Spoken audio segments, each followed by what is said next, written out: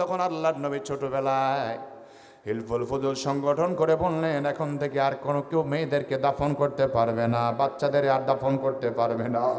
সামাজিক আন্দোলন করলেন, দাফন করা বন্ধ হয়ে গেল। আল্লাহ তাআলা কোরআনের বিধান দিয়ে দিলেন, আর কেউ মেয়ে বাচ্চাদের দাফন করতে পারবে না। রাসূলুল্লাহ সাল্লাল্লাহু আলাইহি সাল্লাম বলেছে, তোমরা যারা বিয়ে করো খবরদার তোমাদের স্ত্রীদের গালি দিও না, মেয়ের বাবারে গালি দিও না।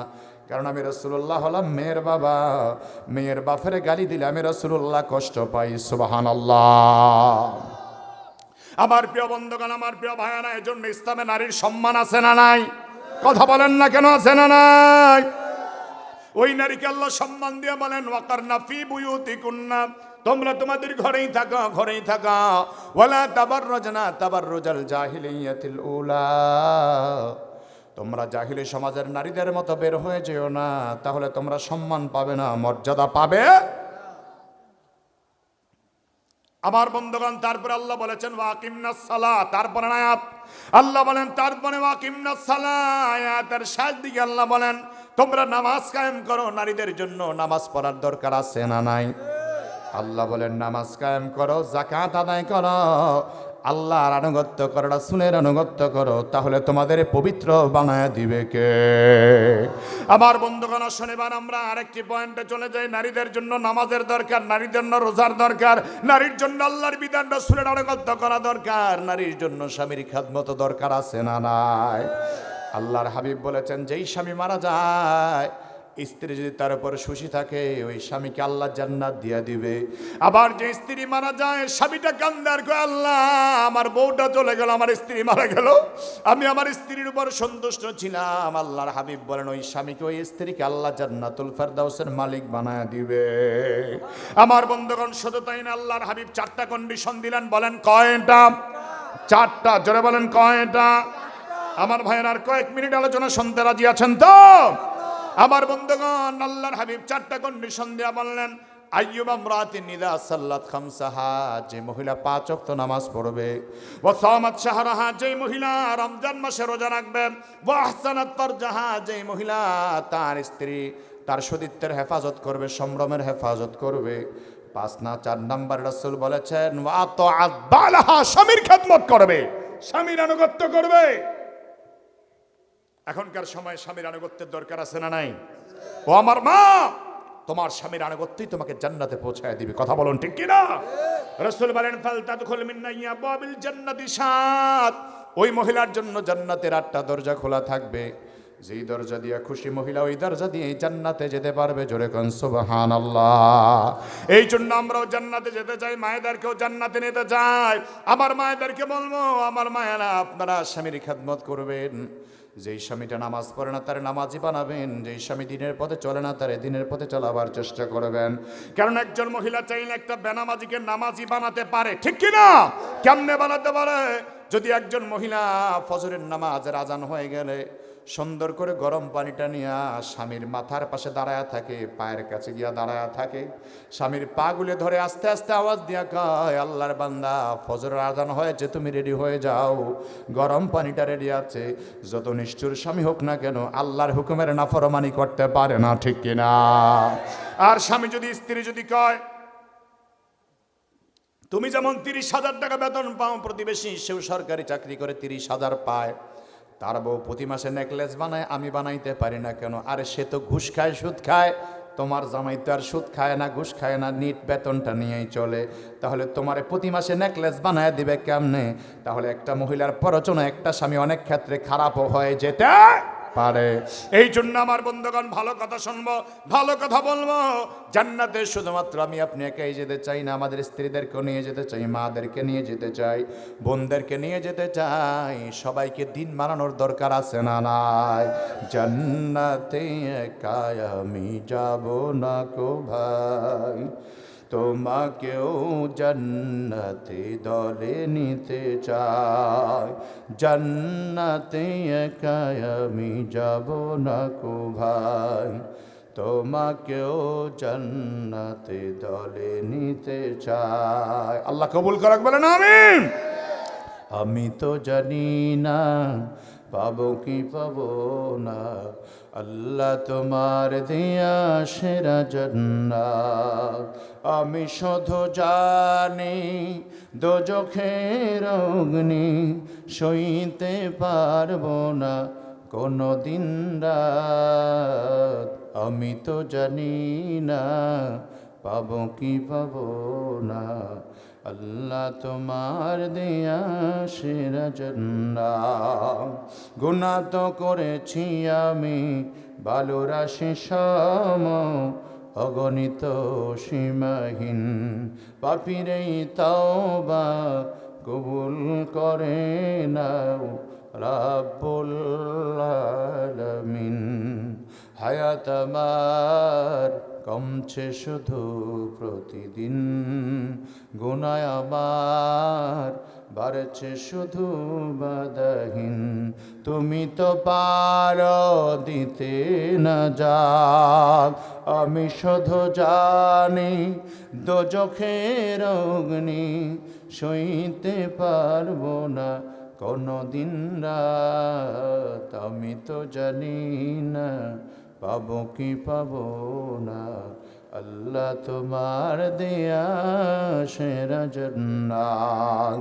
আমি তো জানি না পাবো কি পাবো না, আল্লাহ তোমার দেয়া সেরা জান্নাত। আমি শুধু জানি নরকের অগ্নি সইতে পারবো না কোনো দিন রাত। আমি তো জানি না পাবো কি পাবো না, আল্লাহ তোমার দেয়া সেরা জান্নাত। আল্লাহ আমাদের সেরা জান্নাতের মালিক বানায় দিও, বলেন আমিন। সেরা জান্নাত পাইতে হলে আল্লাহর বিধান রাসূলের তরিকা মানার দরকার আছে। যুবক ভাইয়েরা কথা বলো আছে? ইনশাআল্লাহ ফজরের নামাজে আমরা হাজির হব তো ইনশাআল্লাহ। আল্লাহ তৌফিক দিক, বলেন আমিন। মায়েদেরকে সম্মান করব, বোনকে পর্দা করাবো, দিনের পথে চালাবো, নিজেরা দিনের পথে চলবো, 5 ওয়াক্ত নামাজ পড়বো, আর পাশাপাশি মা বাবার খেদমত করবো ইনশাআল্লাহ। আরেকটা কথা যুবক ভাইদের মধ্যে খুব বেশি পরিলক্ষিত দেখা যায়, রাসূল করিম সাল্লাল্লাহু আলাইহি ওয়াসাল্লাম বলছেন কবরে আযাব হবে 2টা কারণে বেশি। কয়টা কারণে বেশি? জোরে বলেন কয়টা? একটা হচ্ছে যারা পবিত্রতা অর্জন করবে না, প্রস্রাব করার পরে, ইস্তেঞ্জা করার পরে যারা ঢিলা কুলুপ ব্যবহার করবে না, একটা। আরেকটা হলো যারা চগলখুরি করবে, গীবত শিকায়াত করবে বেশি। চগলখুরি গীবত শিকায়াত যারা বেশি করবে তাদের কবরে কি হবে? আযাব বেশি হবে। আমরা কি আযাব চাই নাকি? তাহলে 2টা কাজ আমরা করব না ইনশাআল্লাহ। তাহলে আমরা কি করব? প্রস্রাব পায়খানা করার পরে, ইস্তেঞ্জা করার পরে, পেশাব করার পরে সুন্দর করে দাঁড়ায়া একেবারে সেন্ট আবার লাগাই দিব, প্রস্রাব করে পানি খরচ করব না। এটা করব নাকি আমরা? তাহলে আমরা পবিত্রতা অর্জন করতে চাই তো ইনশাআল্লাহ। যদি আপনি পবিত্র অবস্থায় মারা যান, আশা করা যায় ইমানের হালাতে মারা যেতে পারেন ইনশাআল্লাহ। আজকে অনেক কথা বললাম, মাশাআল্লাহ আপনারা ধৈর্যের সাথে শুনেছেন। আপনাদের কি দিয়া ধন্যবাদ দিব আমার ভাষা নেই। আল্লাহ আপনাদের কবুল করুন, উত্তম বিনিময় আল্লাহ দান করুন। আমার কথা কি ভাই খারাপ লাগছে? খারাপ লেগেছে? আল্লাহ যেন ভালো কথাগুলি মেনে মেনে আমল করতে পারে, আল্লাহ যেন তৌফিক দান করেন। অনেক ঠান্ডা, মাশাআল্লাহ অনেক আলোচনাও হয়েছে। আমাদের ফজরের নামাজও সামনে আছে। আপনারা তো ইনশাআল্লাহ যায় ঘুমায় যাবেন, আমরা তো আর সহজে ঘুমাইতে পারি না। অনেক জায়গায় ঠান্ডা পানি হুজুর নামাজের পরে, আবার ভাইরা অনেক জায়গায় এরকম হয়, যদি বয়ানের পরে হুজুর ভাই একটু গরম পানি দেওয়া যাবে, হুজুর কলের পানিটা খুব গরম আছে। এরকম অনেক জায়গায় আচরণের শিকার পাই। কোনো কোনো জায়গায় আমার লাইফে এরকম হয়েছে যে মাহফিলের পরে কমিটি একজনও খুঁজে পাই নাই, তারপরেও তো কষ্ট নিয়ে আলহামদুলিল্লাহ। আমরা তো ওই কে কি বললো, কে কি করলো, এটা আমাদের দেখার বিষয় নয়। আমাদের দাওয়াত হবে মানুষকে হেদায়েতের পথে, দিনের পথে আনা।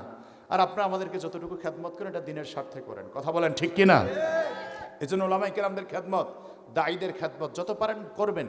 কারণ কোনো আলেম টাকা হলে সিনেমা হল বানাবে না, যাত্রার প্যান্ডেল বানাবে না, ওরা মাদ্রাসা করবে, মসজিদ করবে, পরিবারকে দিনের পথে চালাবে, কথা বলেন ঠিক কিনা? এই জন্য আলেম আলামদের বদনাম নয়, আলেম আলামদের পছন্দ করবেন। কিছু ভাইয়েরা যদি অ্যাক্সেস করে, বিরোধিতা করে, তাদের জবাব নেওয়ার জন্য একজন আছেন, তিনি কে? আল্লাহ আছেন।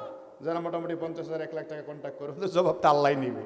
তা আপনি আমি বিরোধিতা করে লাভ নাই। আমি আপনি যতটুকুন পারি খেদমত করবো ইনশাআল্লাহ, দিনের পথে থাকবো, ওলামায়ে কেরামদের পিছনে থাকবো। আল্লাহ তৌফিক দান করুন, জোরে বলেন আমিন।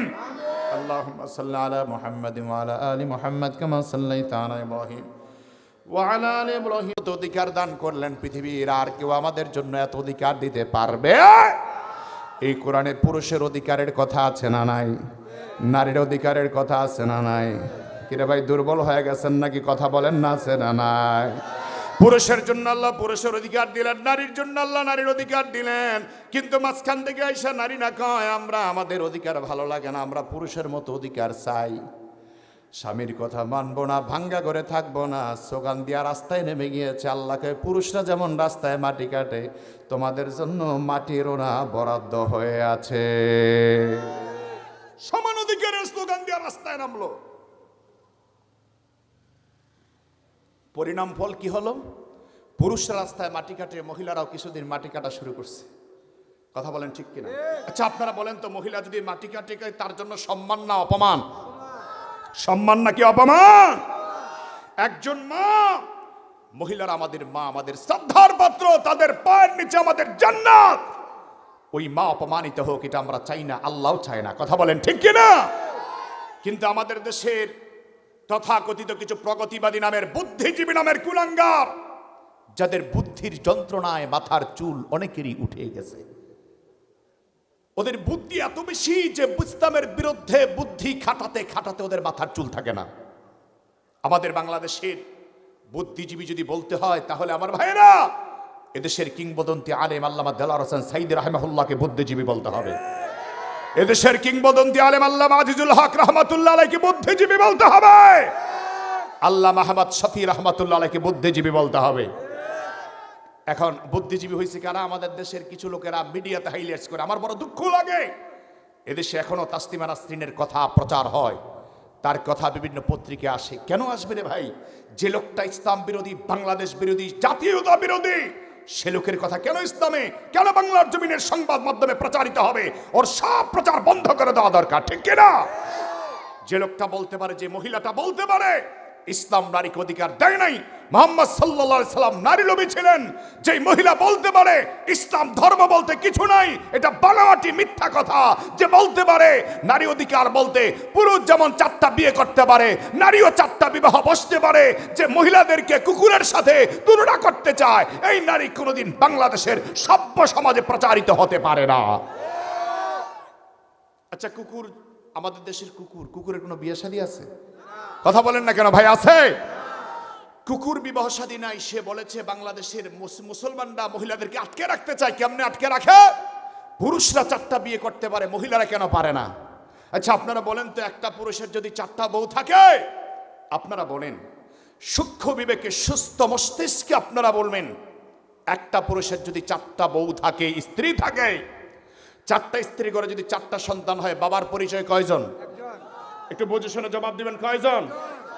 একজন। আর যদি একটা মহিলার যদি 4টা স্বামী থাকে, তো বাবার পরিচয়? তাহলে এক মহিলার বাচ্চা কি 4 জনে? কোনটা কোন বাবা, কোনটা কোন স্বামীর, কোনটা কোন স্বামীর বলা যাবে? কথা বলেন, বলা যাবে? সে বলেছে আরো জঘন্য কথা, যে আমার পেট যেখানে ইচ্ছা সেখানেই আমি ব্যবহার করব, স্বামীর বন্ধনে আবদ্ধ কেন হব? এই সমস্ত উস্কানিমূলক কথা বলে বলে এদেশের নারীদেরকে অসম্মান করে, ছোট করে, যে মহিলা বেহায়া, তার প্রচারণা বাংলার জমিনে চলতে দেওয়া যেতে পারে না, পারে না, পারে না, পারে না, ঠিক কিনা?